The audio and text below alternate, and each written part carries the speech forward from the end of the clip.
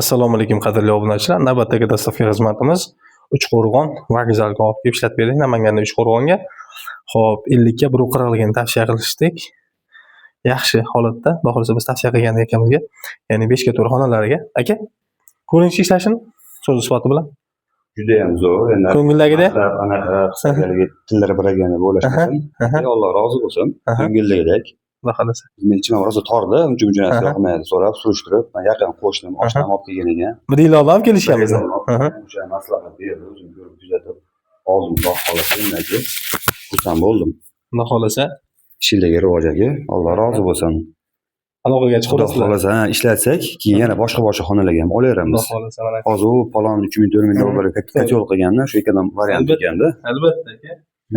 Uyda top-toza turar ekan. Komfort darajada uyni zo'r qilib qo'ygandan keyin asosan komfort narsa ishlash kerak. Albatta aka. Ko'ngil to'ldi, zo'r aka. Mayli, yaxshi kuningizga bersin. Xudo xolasa. Rozi bo'ling. Qadrli obunachilar, kanalimizga obuna bo'lib qo'yinglar, videolarga like bosib, xudo xolasa sizlarga ham chiroyli holatda yetkazib beramiz. Barchaga omad, sog' bo'linglar, salomat bo'linglar.